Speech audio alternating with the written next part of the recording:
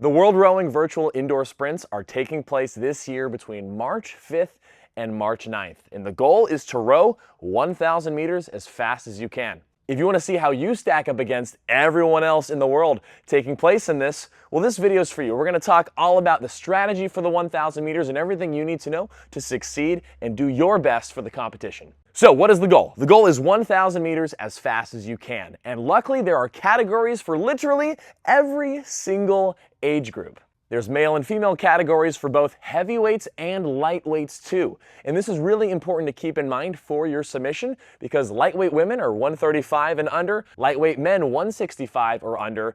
And the reason why they have these categories is because smaller individuals can't produce as much power relative to bigger individuals, especially on rowing machines. It's different when you're on the water, of course, because heavier people weigh boats down more, but on rowing machines, we always have to keep in mind that bigger people can row more power than smaller people of equal fitness. And there's even adaptive categories for you to compete in as well. So this 1,000 meter challenge truly is for everybody. Now, in order to compete, you have to submit your 1,000 meter row to the Concept 2 logbook, and it can only be done on a Concept 2 to qualify for the challenge. And here on my channel, Just Row, where we try to make rowing for everybody, this is a Concept 2 specific challenge. But luckily, most commercial gyms have a Concept 2 lying around, and you can download the Erg Data app, connect your Concept 2 account, and do the row from a Concept 2 that's at the gym or at a friend's house, even if you're someone who doesn't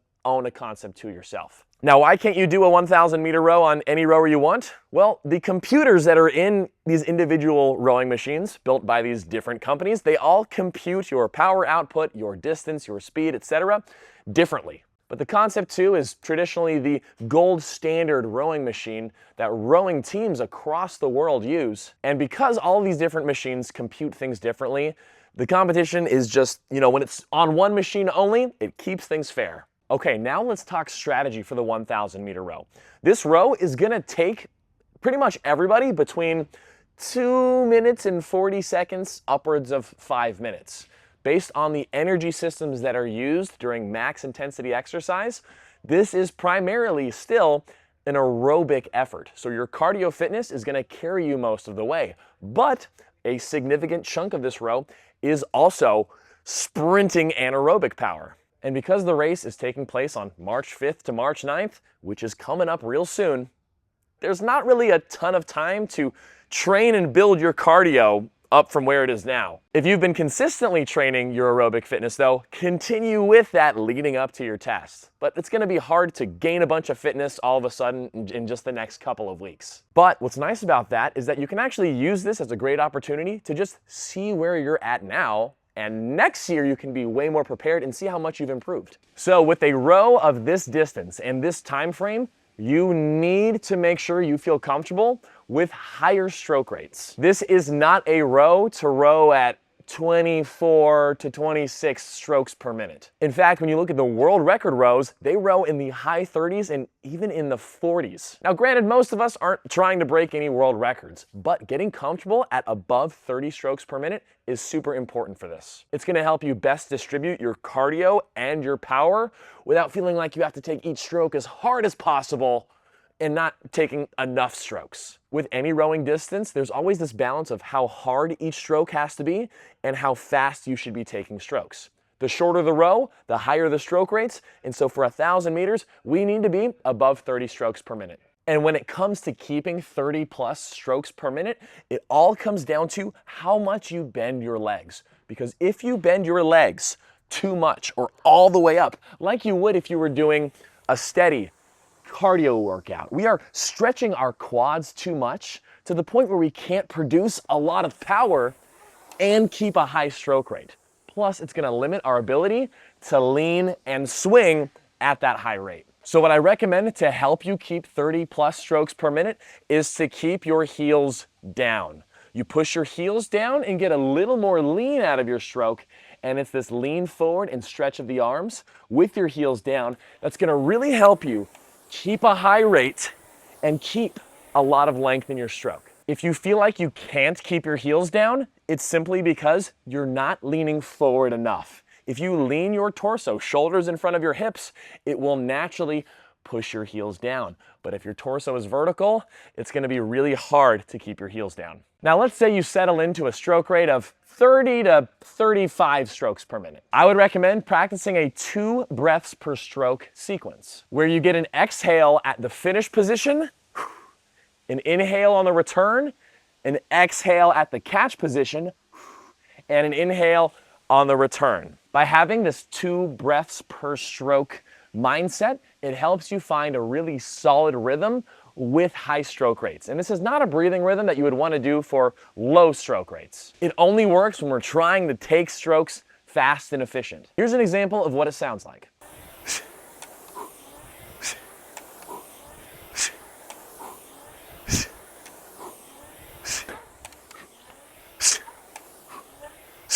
Woo-wee!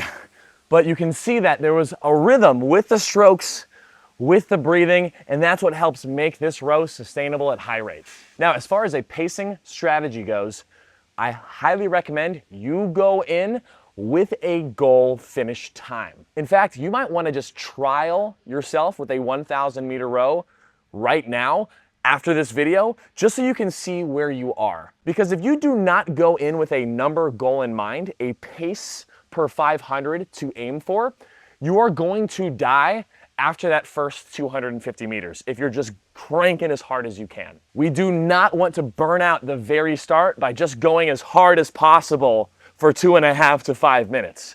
It's important to have a number to aim for so that way we can sustain the effort and burn out only on the last stroke. So ideally, we get a couple quick strokes to get the system up and going. We find our rhythm at 30 plus strokes per minute and we settle right to the goal speed, trying to keep that pace per 500 dialed in. You should definitely use the erg split calculator to input your goal finish time for the 1,000 meters so you can see the appropriate split goal to hold. Keep in mind, you will want to die at the last 150 meters. Your body will and should physiologically start shutting down on you. And this is where it all comes down to the mental fight. And if I were you, I would shorten up your leg compression even more and try to get the stroke rate even higher. And the most important thing to finish is to row through the finish line.